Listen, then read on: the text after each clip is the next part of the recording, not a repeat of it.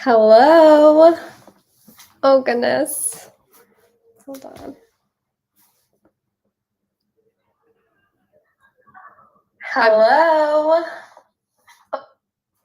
Okay, I'm here. Oh, guys, you're here. Oh my God, that's so exciting. Can you hear me? Is there a delay? What's the situation? I've never done this before. I am nervous. How do I add things? This is my show. Okay. Hello. Kiran says hello as well.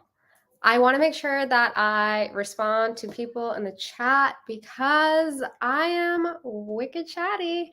Yeah, I'm excited to talk to everyone. I feel like I am a gamer and I know Steve talks about this in his live streams, but I need those big headphones and playing games. I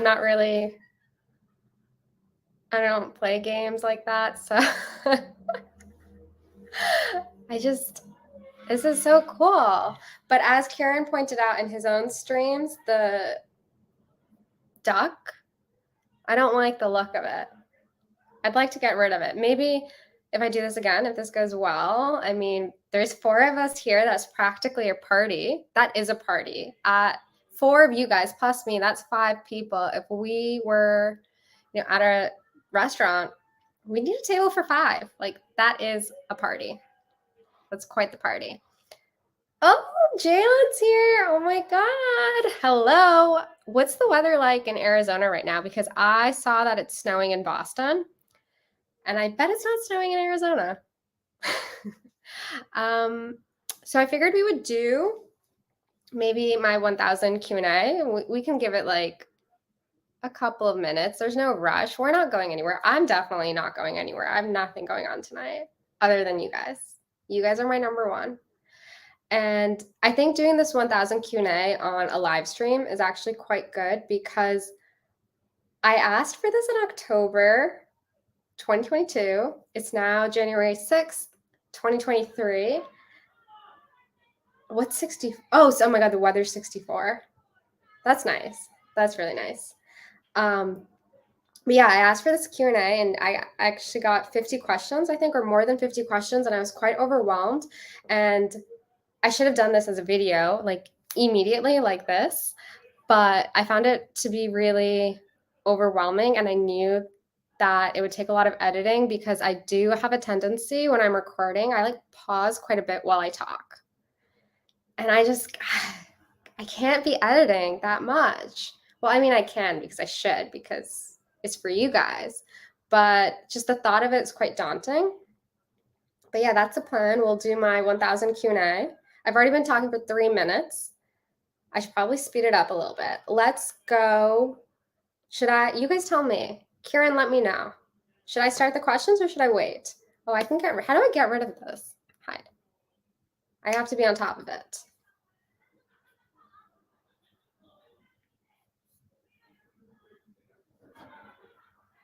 Both of us unedited in London was a blast. Yeah, I agree. I think, maybe we can dive into the questions. Hold on, let me share it. Let me share his comment. Yes, I agree. Someone asked me in the questions, what was the highlights of joining YouTube? I don't know, maybe I made this question up, but I would say in September, I got to meet Kiran and Sarah from Freshly Read Books in person in London. We went to a museum because we're so artistic, intellectual, the best booktubers in the world. We went to Dishoom for brekkie, and they have unlimited chai, whatever you want to call it. And that was a good time. That was awesome because it's kind of crazy to think that, oh yeah, and I had a cold. As Kiran pointed out, I had a cold. And it's just crazy to think though that Kiran is this guy from Wales. I'm from Boston. Sarah's from Florida. And we were all hanging out in London. And we are connected through BookTube and Booker. We love to see it. Okay, I think I'll start with questions.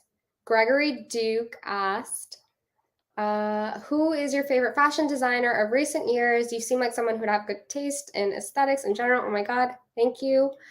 And then Nathan's Nook kind of asked us it was Matthew Mansell asked, who's your favorite fashion designer or house, if that's easier? So this is such a hard question. It's like asking who your favorite child is. Of course, I don't have children, so how can I really say that?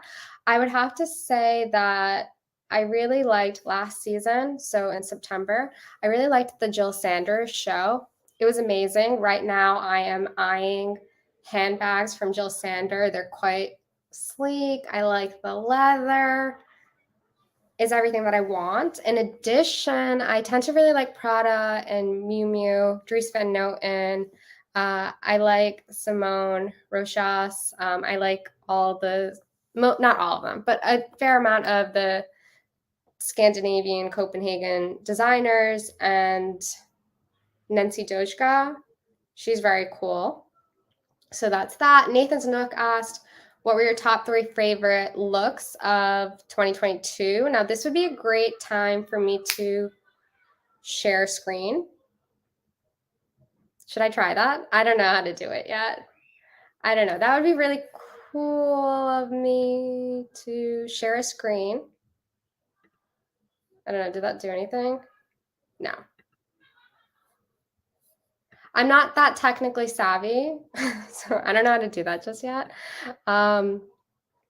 Next one, if I do this again, I will figure out how to screen share, because I think it would be really cool to like talk about things. I know in Kiran's live stream that he did last week, he went on Tattle and it was wild. Hey, do you consider yourself an athletic or flexible person? Hi, Maria. Let me share this comment. Let me do it like that. Oh, hi, Mariah. Sorry about that. I'm not particularly athletic. I'm not really sports inclined. I'm not a runner. I do, however, would say I'm flexible. I really enjoy yoga and Pilates. That's my modality when it comes to athletics. I walk a lot as well, especially when I'm living in the city. I tend to walk a lot. And I like to go to the sauna, but I haven't been to a sauna in a while. Ooh, Marcella's here. We love a plucker. We love the Pluck community. If you guys don't know what Pluck is, though I'm assuming most of you guys probably do, since there's only 8 of us so far, Pluck is Kiran's Discord. It is the best place on the internet. It's a great opportunity to talk about all of your favorite books. Yes, we love it. Yeah, so there's that. My top 5 favorite books was another question I got. Pluck, pluck, pluck from Patrick Floor. Obviously, once again, this is a hard question being asked your favorites. Train Dreams by Dennis Johnson. Oh, this would be a great time for me to plug my 2022 best books. That is what we call marketing and branding. It's the opportunity to cross-promote. So that just went live yesterday, and I shared probably about 15 or 16 books that I really enjoyed from 2022. I read 83 books, and my number 1 favorite was Train Dreams. I also would love to give a shout, as British people say. They're always talking about good shouts. I liked the Sweet Days of Discipline by Fleur Yagi. That was also really good. Oh, this is an even better question. I have to stop to talk about Marcel's question. How many pages of War and Peace do you think Katie should read today? Well, I'm going to give him a low number because I want him to stay on the live.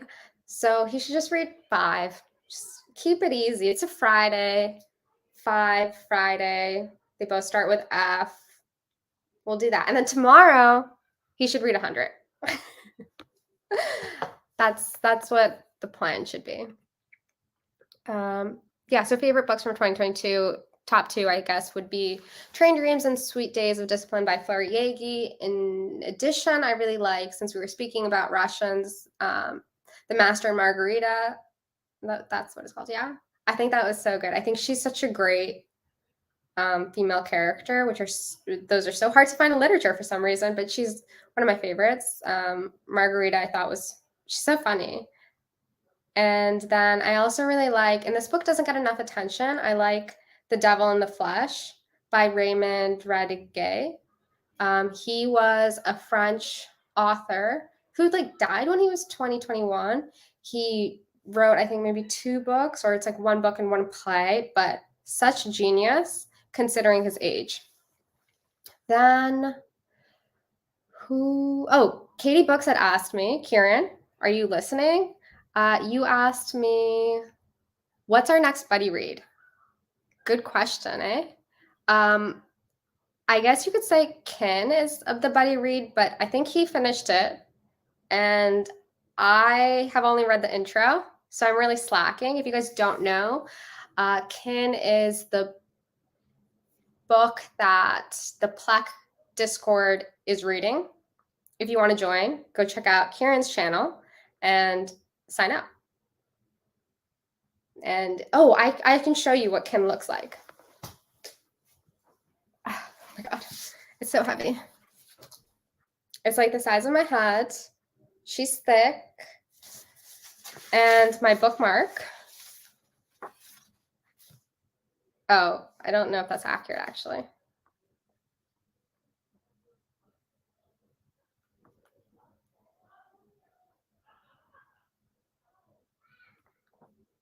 I shouldn't stop. I guess I made it to 25 pages, we would say. So I'm really slacking. But yeah, that's, I guess, I don't know, me and Kiran need to figure out a buddy read. Next question came from Iona. Do we choose books or do books choose us? Very philosophical. Great question. I think books choose us. And I think that's part of the reason why sometimes when you read something and you're like, I don't really like this, I'm going to DNF it. Sometimes it could be maybe the author's style and you don't buy, but I do also think you kind of have to be in the right space for a book. And that's why the books come to you. They come to you when they do. Then I got a bunch of questions from Channeling 113. What is your go-to reading snack? What's the worst thing someone can do to a book? So I don't have a reading snack. I don't really read and eat. I'm more of a beverage person. I really love beverages. Oh, Marcel. Mishima is the next buddy read. That'd be awesome. I have his book. It's in all the bookstores. Great. It recently came out or translated to English. It's about Mars. Recent release. Beautiful Star. I started that, and that kind of goes back to maybe does the book choose us? Do we choose the book? Because I started it, but I think I only made it 60 pages in, but it was good. I just wasn't in the right place for it. I definitely will come back to it. I think maybe Plek needs to read that. Yeah. What's the worst thing someone can do to a book? So how you want to treat your books is up to you. I personally have a little thing, as my sister pointed out, over the holidays. And I think this comes from my Asian upbringing. I don't like when books are on the floor necessarily, or if you step on a book, I have to touch the book and do one of those. I feel quite bad. Even when I see in fashion magazines, editorials where they step on a book, that hurts me. I don't really like that. What book do you never want to hear of ever again? Should I say something controversial? Are we ready for that? I don't know. It might be mean. It could be mean. I'd be okay to not hear about Beautiful World, Where Are You? And all that jazz. Gonna leave it at that. Then the next question from Channeling 113. What childhood book series had the most impact on your personality? That's a great question. These are all great questions because you guys are great people. I would have to say, okay, this is tough. I obviously read Harry Potter as a kid, but Harry Potter did not have an effect on my personality. I know there's some people. Hello, Sarah. Hello, hello, hello. Sarah, I was just talking about you. Kiran was talking about how we were all in London, and I was like, it's kind of crazy to think that through BookTube, 3 people from 3 different spots in the world were all hanging out in London in September, going to museums and talking about book or books. The internet is a wonderful place. What we're doing is, just to reiterate, if there's new people, this is my first time doing a live stream. So I don't know if I'm doing it right, but we're going through some of the questions that everyone asked me back in October that I slacked on. So what childhood book series had the most impact on your personality? I'm going to say it was not Harry Potter, because I'm not one of those people who's like, the whole thing is a personality. But my favorite childhood book series was Cirque du Freak by Darren Shan.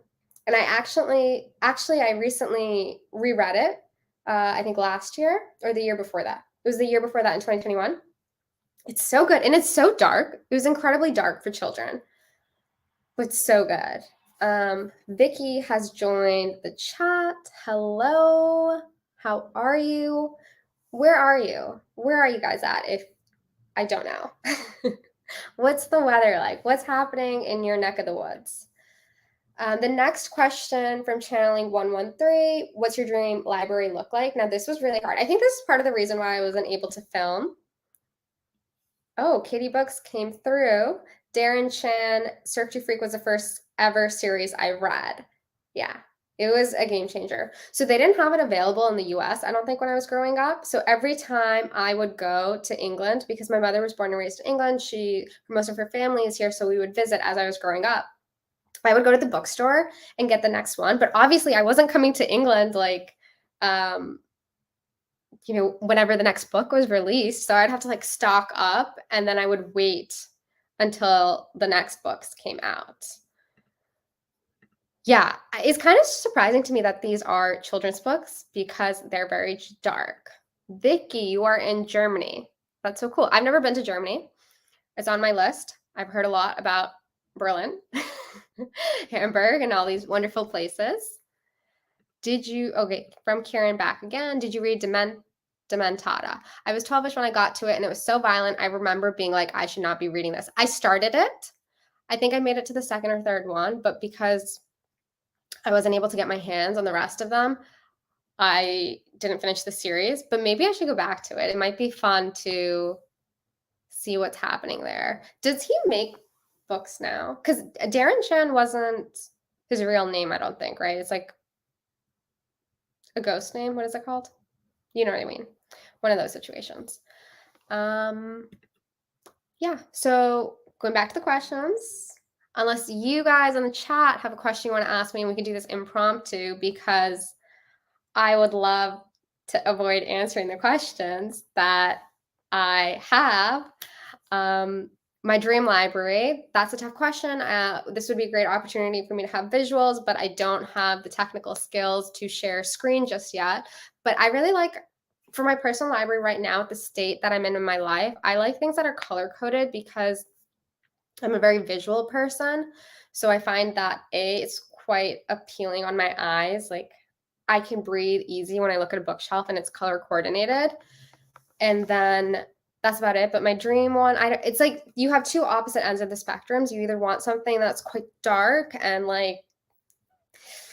feels dark academia, but that's not what I mean. But beautiful leather chairs, dark shelves, not a fireplace. I don't know. I've never been in a house that has a fireplace for real. Something quite moody, but I don't know if that actually fits my ideal home interior space, because I do like things that are a little bit colorful. So that's that side of the spectrum. The other side of the spectrum would be something that would be quite light and airy, lots of windows. But the thing is, when you have lots of windows, I feel like you do have to dust books more often. So that's a hard one. Channeling 1113 also asked, do you have reading sessions sessions with others. I don't, but maybe I should. You guys tell me. I'm not part of this booktube community, but I was chatting earlier today, and it seems like people do reading sprints on their lives, and we could do that, but I don't know. And maybe that's like an accountability thing that people enjoy it. But I feel like you guys aren't here to see me read. Unless you are. We could give it a go. We could try it. You guys let me know. Gregory also asked, why do you think the Booker long list turned out to be so bad this year? And what book should actually win the year's Booker without even having made the long list, let alone the short list? Okay, I'm going to say something controversial. This is a time for me to be controversial. I think Fuckboy by Sean Tor Conroy should have been longlisted because I think it would have made things really fun. But yeah, as a whole, I said this in my best books of 2022. I've never endeavored to read Booker or international Booker, though looking back at a lot of my reading, I kind of have gravitated towards international Booker books. So I didn't really know what I was getting into this year. I would have to say that international Booker was a blast. I read all 13 of those books. Actually, 12 and a half, because I didn't finish Books of Jacob. We'll get around to it. It was really good. It's just like long. That's a commitment. What else was I saying? Yeah, so the international Booker part of my reading year was great. And just today when I went to the bookstore and I got 2 books, I can show you guys if you want.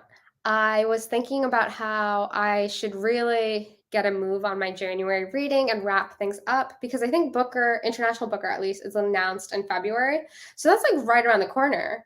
So I shouldn't be in the middle of like 10 different books, which I think is where I'm at right now. I'm in the middle of Kin, just barely, Orlando by Virginia Woolf, No Longer Human, because there's a newly translated book of his coming out later that I want to get to, and Wolf Hall. And then I'm doing this really long book on audio that I have to like buzz through because I got it from Libby, and I have to return it in 3 days, and it's like I have 10 hours left, so I really got to get through it.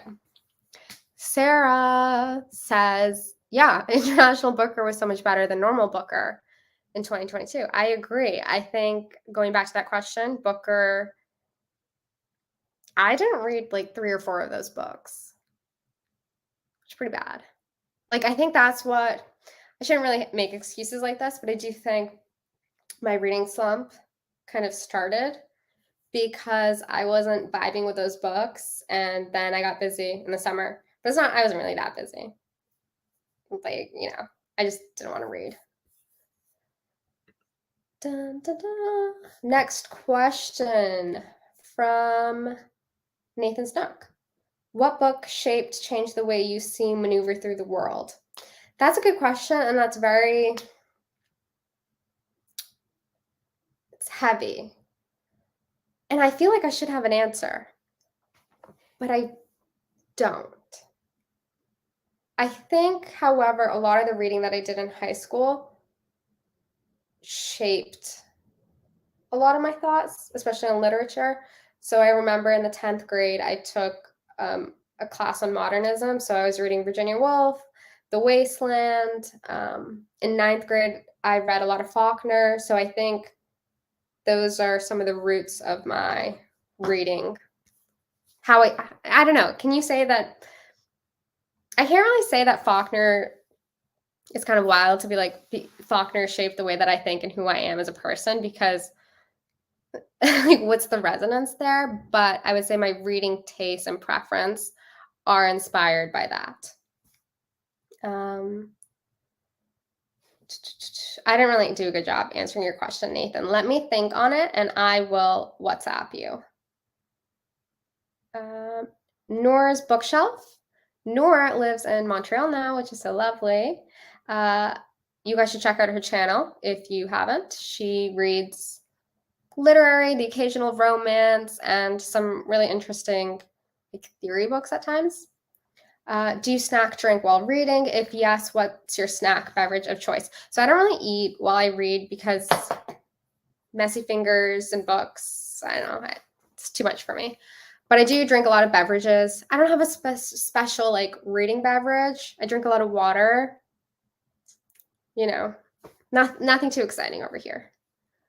She also asked, do you read more in the summer or the winter? What external factors influence your reading beyond your schedule? So I've decided to read every single day, but I don't actually, now that I'm doing this, before, I wouldn't really read every single day. And so I'm kind of amazed at how much reading I would get done in a month without reading every single day. Because now I'm trying to read every single day, and it seems like a hassle, but that doesn't answer your question. Do I read more in the summer or the winter? Couldn't really tell you. I don't know. Based off of Storygraph stats, it would seem like I probably read more from Jan to July and then November, December. So I basically don't read in August, September. But that was only 1 year. Who knows what will happen in 2023? What external factors influence your reading? I would have to say I read the most when I'm procrastinating. Give me 10 important things to do, and I will decide to read a book instead. That's what I do. Kiran's coming through spitting facts. Books of Jacob, greater than Booth. Can I say something else controversial? I was looking at Steve Donahue's best fiction books on his website, and I believe he said Booth was one of his best fiction books. Kiran, this is a great video idea for you. You should react to Steve's best books from his website. I think that'd be a lot of fun. But yeah, for those of you who don't know, Booth was not supposed to be about John Wilkes Booth in the regards that the author, Karen Joy Fowler, didn't really want to talk about him too much, but so she made the whole book where we were inside the brains of the siblings. And it took like 100 pages before Booth even showed up. So for that reason, I should definitely go back to Books of Jacob.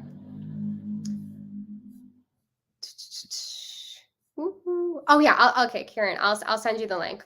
I could probably do it right now, but I don't know. Can I multitask like that? Steve Donahue website. The best. Yeah, okay, I got it. I'll send this to you. Or maybe I was looking at the wrong one. I don't know. Let me do this later.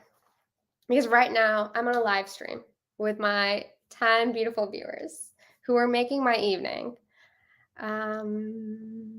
What drives your reading taste? And do you what drives your reading taste, and do you see yourself exploring outside your typical taste that comes from that other Nigerian who also has, sorry, I don't think, yeah, that other Nigerian girl. I got your handle wrong. I'm sorry about that.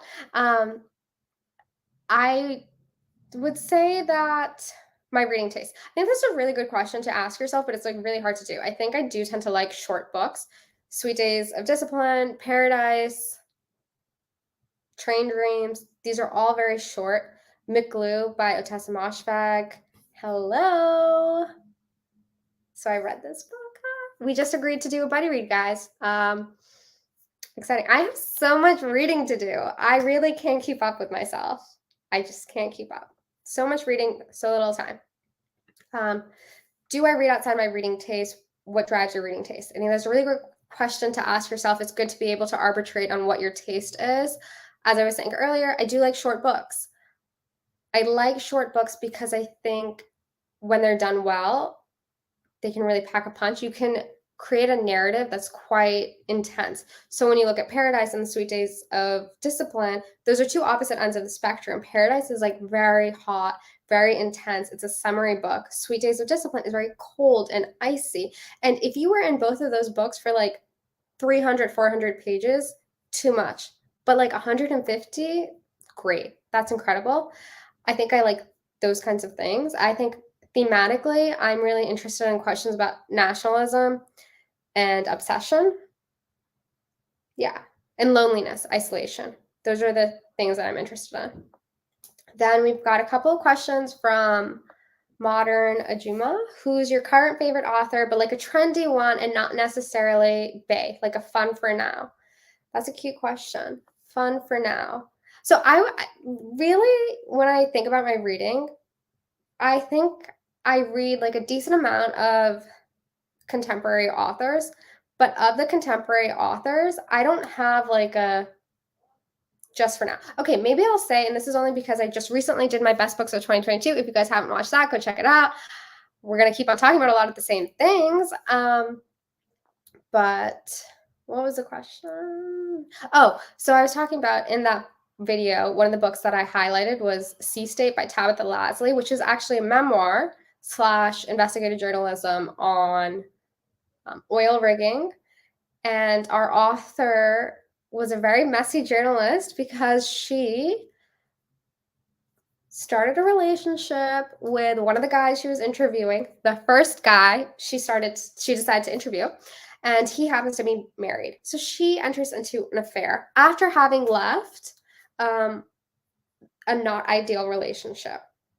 So that book was a lot of fun for me. I really enjoyed it. I thought it was just, I don't know, for some reason, I really liked it a lot. And so, though I've only read one of her books because I think that's the only one that's out, I would say we will give Tabitha Lasley the title of my favorite for now author. Fun for now, sorry. Who's an author you don't ever want to read again? I made a list on the side. And there's some really big names on here that if I were to say, okay, should I say them? Who are the authors I don't want to read ever again? And I'm only saying this because I think I've given them a decent chance. Like I feel as if I've read more than one of their pieces of work. I feel like I really get their style. I've touched, okay. Marcel's giving me all the encouragement I need. I just need one person to tell me to do it. Okay. The authors I will never, I can't say never, but I would be okay not reading from Rachel Cusk, Sheila Heti, Sally Rooney, and then I have to add in Karen Joy Fowler. I think I've read their work. I know what I'm going to get. I'm good. I feel like I just like broke so many laws. Another question was, who's your desert island author? One author whose entire oeuvre you can enjoy forever, but just them. This is a no-brainer for me. It's Salman Rushdie. One, he's published a massive amount of books. Some of them are quite dense. I think they're quite layered, really long, beautiful sentences. So, and his ability to connect history, literature, culture, there would be so much material for me to go through. And his books, he tells really good stories. I would be very happy with Salman Rushdie's books being my desert island author. Okay. Another question. This one's a really hard one. I think this is a good one. I think it'd be really cool if there was like a tag on this, but the question is, if you could design your own specific book prize to highlight something in the literary world, what would it focus on? Wowza. And it's a hard question. I didn't brainstorm this answer beforehand. I would have to say I do really like translated literature. Maybe it would be something like the best translated fiction under 150 pages. Exploring the plight of the modern world. That's what I would say. Brandon's Bookshelf asked, can you show us a tour of all the books or your book space? That is tough because I have 2 separate book spaces. Yeah. As Kiran says, going back to that earlier question, Rushdie is bae, ready for Victory City. Yes, if you guys don't know, I think it was the New Yorker, I don't know, one of those places, published an excerpt of Salman Rushdie's newest novel, which is coming out this year, Victory City, which seems like it's going to be fun. So I don't know, should I tell you what the excerpt was about or not? But, Kieran added the date. Thank you. February 9th. which happens to be the birthday of someone I know.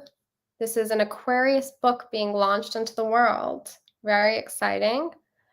Do you think that I should ask for an ARC? Should I ask the publishers to send me one? Do you think if I label this live stream afterwards, Salman Rushdie is big, that they would give it to me? I don't know. We'll see. I probably won't do that. The naming. Maybe I'll ask for an ARC. Do you guys know? I've only asked like 2 publishers twice for ARCs. And, or maybe, yeah, I think just 2. One said yes. The other said not this book, but others for sure. And then I didn't do it again. Let's see. Yeah, the bookshelf tour. It's tough. I have 2 different spaces. Maybe someday. I do think those can be really fun videos. Maybe one day. Iona asked, are there any authors you feel that you could have been in a previous life based entirely on how much you identify with their work and not on the shape of their ears? I'm going to say Virginia Woolf, maybe. I don't know. I think she's quite smart. Which, yeah, I would think it would be fun to have been. Mike Howard, was there a book or author that kindled your love of books and reading? So, okay. I answered this because I drafted some of these because I was supposed to do a video, but then I didn't. Cirque du Freak, as previously mentioned by Darren Chan. And then also, this is another British book series, Charlie Bone, Children of the Red King. I don't know who wrote that. That was a series by Jenny Nemo. And it's basically like a Harry Potter-esque world, but it's about kids who have magical properties who are day students. So they go to like a fancy pants school that most of them stay at from Monday to Friday, but then Saturday, Sunday, they go back to their parents. And it tells the story of Charlie, who's this young boy, kind of like Harry, but not as annoying as Harry, who has this magical power where he can be sucked into paintings, and he like will get stuck there, and all these shenanigans happen because they all happen to be children of some guy who gave them all magical powers like way back. Okay, going back to Victory City. Kiran says they keep on tagging me. Sorry, not tagging me. They keep they're keeping me in the dark over the ARC. I'm like, how much do I need to show my lover? Kiran, the vision just occurred. You need to make a music video. I want original lyrics, singing and dancing, piano, no horse in the video, okay? And that goes viral. You put that obviously on YouTube. You're going to do it on Shorts. You're going to put it on TikTok. You're going to put it on Reels. And all of us who are in the chat, the 9 of us, and everyone in Plaque will go hard and reshare, regram, blow this up. What is the Victory City anthem? Like, come on, Kiran, let's get those wheels turning. I know you can do this. I don't know what hold on. How do I do this? Show. MV for VC for the Rushdie. Got it. Yes. Yes. Let's do it big. As Sarah picked up, I did specify no horse.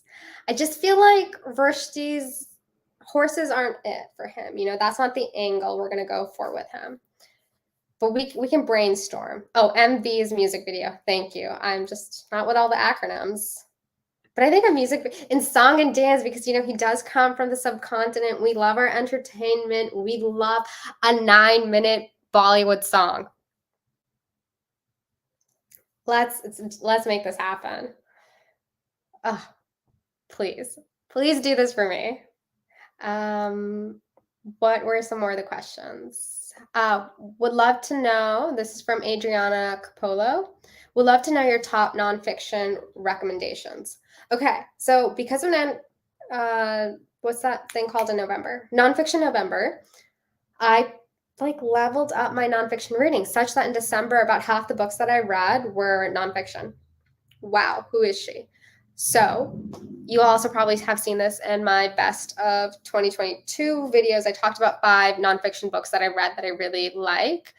right now, I will say I really enjoyed Square Hauntings by Francesca Wade, group biography, Virginia Woolf, other ladies, academics, artists, authors who all lived in the Bloomsbury area. And it's an interesting exploration of their life and their work in the public spaces and how they really explored their creativity and had to toggle the line of public versus private life. That was a really great book. And then most recently, I ended the year 2022 with Strangers to Ourselves by Rachel Aviv, which is all about mental illness and the stories we tell ourselves. And she's looking at 5 different people. So once again, kind of a group biography, if you would. She's looking at those individuals and all the writing that they did. So she's really pulling from their primary sources. She interviewed their family members, their doctors. Really fascinating. It leaves you with more questions than answers. Okay, Kiran did a really great video on his channel that he should reshare because that was awesome. I do remember it. Marcel says the music should be called the song. Yes. Oh my God, yes. Like, imagine, Kiran, if you did a Sufi-inspired situation. I think that'd be cool. Then we've got some more questions. I'm only like halfway through the questions. Is there any genre you've been trying to read more of recently? So trying to read more nonfiction. That happened. I think in 2023, ideally, I would like to read minimum 10. That's totally doable. Yeah, and then I've been trying to read poetry. So every time I go into a bookstore, I'll go to the poetry section and I'll pick up a poetry book and I'll like open it up and I'll read a poem. And there's a lot of, mid poems, if you would. But I have found like one author that I was really impressed with her poetry. A second question from there, or perhaps a foreign country whose literature you've been reading a lot. I would say I have read a lot of, not a lot, but a decent amount of Japanese literature. And after that, and the subcontinent, because, so that would probably be where I've read most of my reading, but I would really like to expand and broaden my horizons and read more around the world. So any recommendations on your favorite reading country, you know what I mean? Let me know in the comments. Thank you. Yes. Guys, like, I've been talking for 45 minutes doing a live stream. This is my first time. Can you believe it? Woman Without Shame. Okay, Sarah recommends Woman Without Shame. I feel like, have I heard about this? Woman Without Shame? Maybe it was on your channel. Yeah, I'll check it out. I'm down with whatever. I'm with it all, as Pop Smokes would say. Noor and Pato both wanted to know what my Astro Big 3 was. And honestly, putting this out on the internet is scary, but there's only 11 of you guys watching, so it's fine. I'm a Virgo sun, so I was born in September. Well, you could have been born end of August, but I was born in September. And I'm a Sag moon, Cancer rising. Do with that what you would.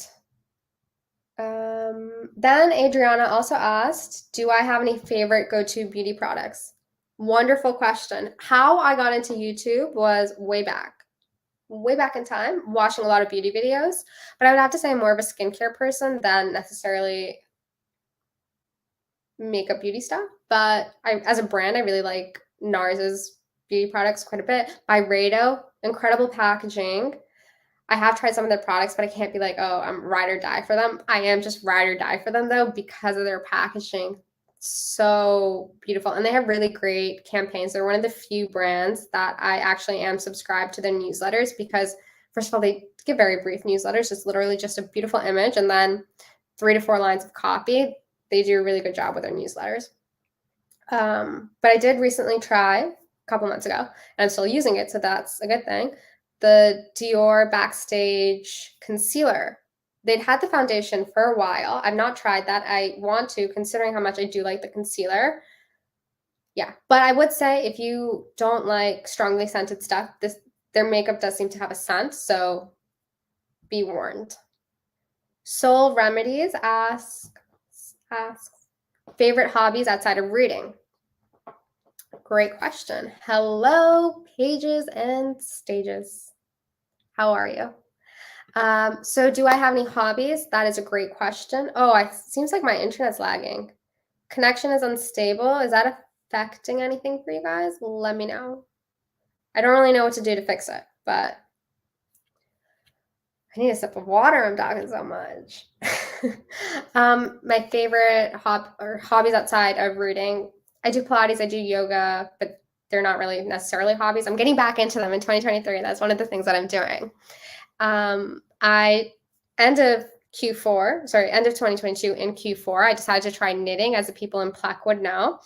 I think I was having a crisis because since then I haven't really touched it, but I do want to get back into it because I think it would be good to finish a project from start to end. Sarah says the stream looks good. We love to hear it. I work in fashion, so generally keeping up to date on things that are happening there are an interest, and then writing, I guess, is a hobby as well. And going to art museums. I go to a decent amount of art museums. Pages and stages. That was a good thing you're here because I'm about to answer your question. What's your favorite place you have lived? Okay. So in some regards, I haven't necessarily lived in that many places, but if I stretch it all out, I have. So I've lived in Massachusetts. I've lived in New York City. I lived in Bombay for one summer. And then I've lived in London. That's really it. In New York, I lived in Manhattan, and I lived in like 3 or 4 different of the neighborhoods. I lived in Hell's Kitchen one summer, Chinatown, Little Italy, Stuytown. Anyone in Stuytown? And then Alphabet City, which is right above Lower East Side. I'd have to say I'm not answering your question exactly just yet, but in Manhattan, I'm a downtown girl. I love living downtown. I don't like going above Houston. It's a wild thing to say. Sometimes I'll stretch it and I would go up to 14th Street, but I'm a downtown girly. My favorite place to live is definitely a toss-up between New York or London. I think both are cities where there's a lot happening, but in London, it does feel like in New York City, when you're living in Manhattan, things can feel a bit too intense, but London has a little bit more space, to me at least. So there is an ability to breathe a little easier, for me at least. I would say, though, that in the ideal situation, you have like a little house apartment situation in the city, and then you have somewhere in the suburbs. I love the suburbs. I love driving. I love to drive so much. And I think there's a wonderful piece of like going to sleep and you're not light pollution. I'm very against light pollution. And you're not like seeing things or hearing people outside on the street. That stuff is all very annoying. Hold on, I got a Slack.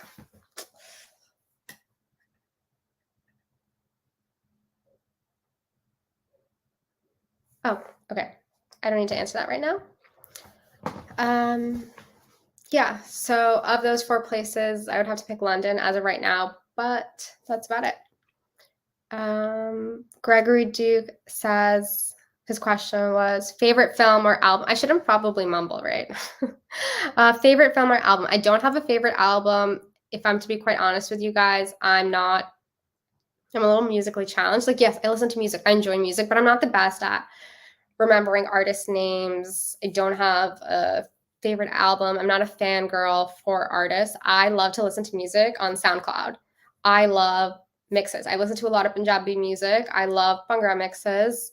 And I like a mix that's like an hour long, could be longer. I also listen to a lot of Boiler Room mixes, but I'm someone who I can like hop around in a mix. I find like a couple of sections that I like and I'll re-listen to that. That's what I say for that. Favorite film. Okay, if we're going to say Indian films, not that I'm an expert. I don't want you guys to think that. I also don't watch a lot of movies. Yeah. Andhadhun is a really good film, though. I also really like this film that came out a while ago called Kung Fu Hustle. It is a film that I will rewatch every couple of years. I really like that film. I really liked Marie Antoinette. This is just like a favorites classics kind of good film. I think beautifully done.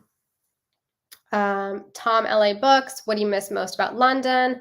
So when I'm not in London, I tend to miss scones. I think there's some really good scones here, and I just think it's a nice vibe.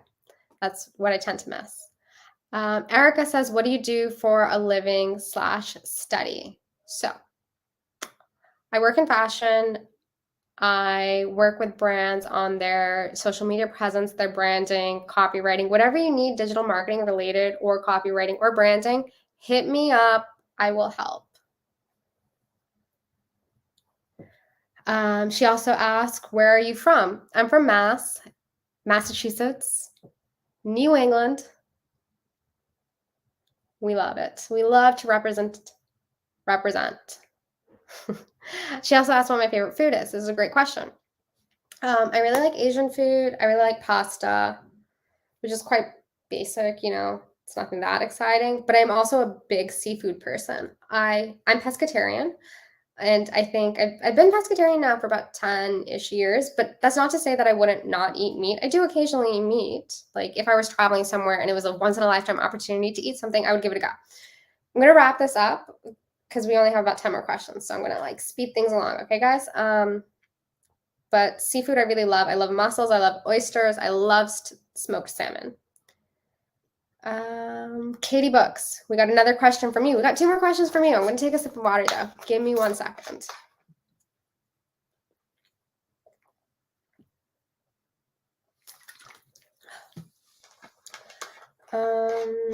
Okay, Kieran's questions. What's expensive? But oh my God, I remember when he asked these questions, I was like, what's expensive but totally worth it? What's cheap but totally worth it? Okay. Oh, guys, you're asking questions. Thank you.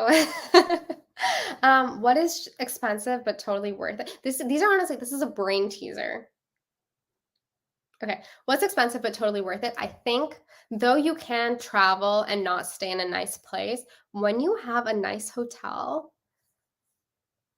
and I'm not someone, I've never been like to a resort, so I don't want to really say it like that, but like when you have a nice hotel, even if it's in a city, just something that when you walk into the hotel lobby and it smells clean, it smells great, it smells expensive, you know? Game changer. Just as my father says, there is no place as nice as your own home or a hotel. That's that. And then Kiran also asked, and I think this is the harder one, what's cheap but totally worth it? I'm still, even though he asked this question in October, I still don't really have an answer for it. What's cheap but totally worth it? I'm going to say Dunkin' Donuts. Totally worth it. Dunkin' Donuts hits the spot.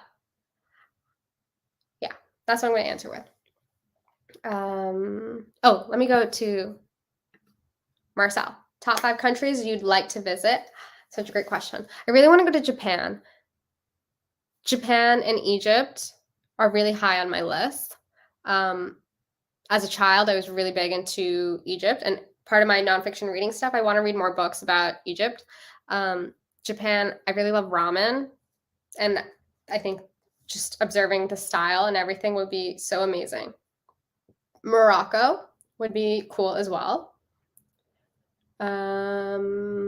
There's so many places in the world right now. Why am I blanking? But I would have to say why I'm blanking is because Egypt and Japan are just so like, I've been thinking about them so much.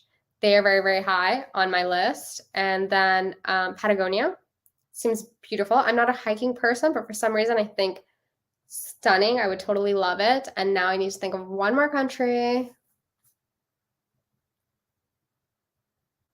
Oh, Georgia. I really want to go to Georgia. Yeah. What are you most looking forward to reading in the new year? From Happy Taurus. Hello. There's a lot of things that I'm really looking forward to. I actually, when I went to the bookstore today, got so overwhelmed at all of the things I need to read.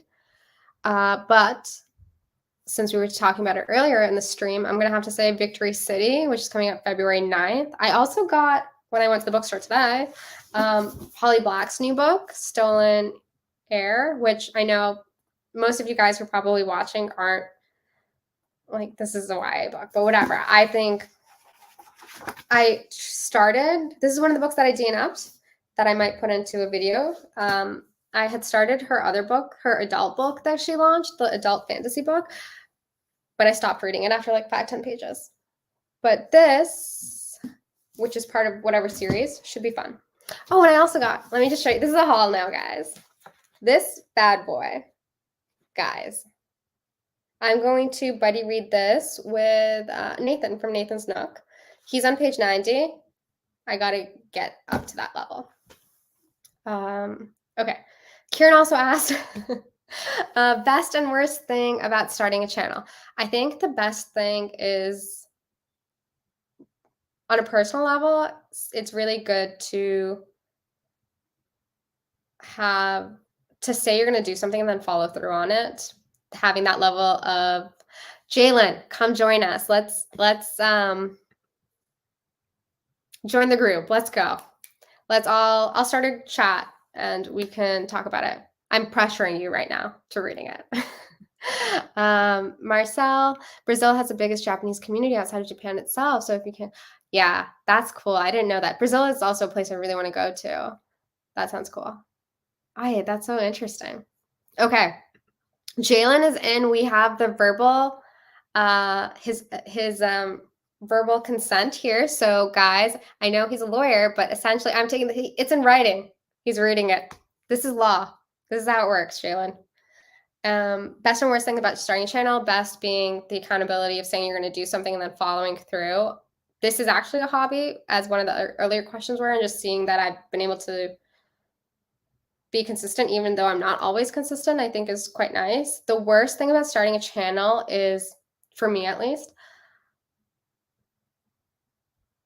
in the beginning, though I didn't find it hard because it was still so new, I had like no views. I had nothing until Kiran found my channel and just gave me a shout out. And just being able to connect with people on BookTube is so lovely. But I do think that when you're not getting views or subs, and it's not even that it necessarily matters, but I do think it sucks to put in time and effort into something and then not have people talking back. Do you know what I mean? Or like commenting or even liking it, or just some way to gauge that it's going well. And then the other thing, because I do work in the social media space, I do tend to keep track of numbers. So sometimes I'll look, because I do this, I'll look at like, okay, someone else, they had their channel for 2 years. How much was their growth? Like those kind of things where I'm like, the math isn't mathing, but it's all because of the algorithm. And there are certain things that are just outside of your control, because sometimes things get picked up and other things don't. But just that. Oh, I think I want to make a video, guys. You can let me know if this is of interest, talking about my YouTube stats, because I'm fascinated. I have like 3 different spreadsheets going on. It's like not needed. You don't need to do that, but I find it to be so much fun. Okay. Lizard's Library. What's been your favorite video to make? I don't think that any of the videos that I've made are like that unique to what like anyone else has made. I would have to say I've really enjoyed my favorite like videos that I made were international booker ones, just because the response that I got for that was overwhelming. It's one of the things that I think did help grow my channel. And I love the challenge element of it. And because it's something that so many other people are reading and involved with, it does feel like you're in it together and not speaking into the void, as Sarah says. Speaking into the void is a very weird feeling. It definitely makes it more fun when people talk back. And so by making my international booker videos and seeing like other people who are reading the books, finding it and talking about it and dropping comments, like it was good to have that level of community. Marcel, the Virginia Wolf, and food shorts. Yeah, those are good, right? Like shorts are so weird on YouTube. I don't know why they blew up. I don't know. I'm going to mess around with them more, but I feel like I wonder how annoying that is to subscribers, because I guess it depends on whether or not you look at YouTube on your phone or on desktop. I'm a big desktop girly. Like I bring my laptop, not everywhere, but like when I travel, I went on holiday. I went in October to Turkey with my friend. She didn't bring a laptop. And I was like, How are you existing? How can you not go somewhere and not bring a laptop? That was wild to me. So I only watch YouTube basically on a laptop. I have the app on my phone only now because of making videos, and like sometimes I'll check like if I get a notification. But I don't watch YouTube on my phone, and I feel like Shorts is more geared for stuff on your phone, and they pop up more if you use YouTube on mobile. So I wonder if I'm making more shorts, and this conversation, right? This is what something other people are talking about. You're getting lots of views because I think right now the algorithm is broken, so it's really like pumping those things out. Like that's probably annoying to your followers who are interested in more long form content. However, by posting shorts, you are engaging with the algorithm because they want to see more of that and also probably gaining new followers. But are those new followers actually interested in watching your longer form content? Or did they accidentally hit subscribe? Because that's what I think it is. Lots of questions when it comes to shorts. You probably will see more of them. I'm so sorry. It's just I'm trying to gamify the system, you know? I'm trying to win. Then we got another question from 4 more guys, just 4 more questions on the last one from my sister. Book time with Ryan. Can we get a tour of the space you record in? It's not that exciting. Maybe I'll get around to it. Channeling 113. What's the weirdest thing you've experienced as a booktuber? I mean, nothing that weird because, I don't have anything weird per se. Cool is that like there's been a few, not a few, like a two authors who found my YouTube and then DM'd me. That was interesting. Weird is that I saw my video on Tattle, but no one said anything. So I was like, I don't know. Yeah, that's about it. So far, all good vibes. Brandon's Bookshelf says, also top 5 YouTubers, booktubers you follow. Wowza. I feel like I follow a lot of people, and there's so many that I really enjoy, and I don't want to not shout someone out. And if I forget to mention you and I engage with your videos in any capacity, please don't take it personally. I love you all. 7 Days at Sea. Oh, Steve Donahue. I love his videos. Nora's Bookshelf, Nathan's Nook, Rachel's Reading Nook, Dog-Eared Musings. Obviously, all the beautiful homies in the chat who've been talking to me. Jalen, Freshly Read Books. So I read this book, Pages and Stages. Kiran, you guys are wonderful. Thank you. I really enjoy watching your guys' videos and the friendships we've built. Then the final question is from my sister. We all know you're a reader, but can you tell us more about your journey as a writer? There's a little bit of shade in that question if you guys couldn't tell. But yeah, during the pandemic, I started doing creative writing. Sounds so silly to say, and God willing, more will happen. And that's that. Okay, those were all 45 questions, and we got a few more in the chat. Guys, any final questions, final closing remarks in this state of the BookTube Union? What's happening? I managed to talk for like an hour. Do you know if I had made this as a YouTube video, if I recorded, I would have paused so much. When I'm talking to myself, I pause quite a bit while I talk.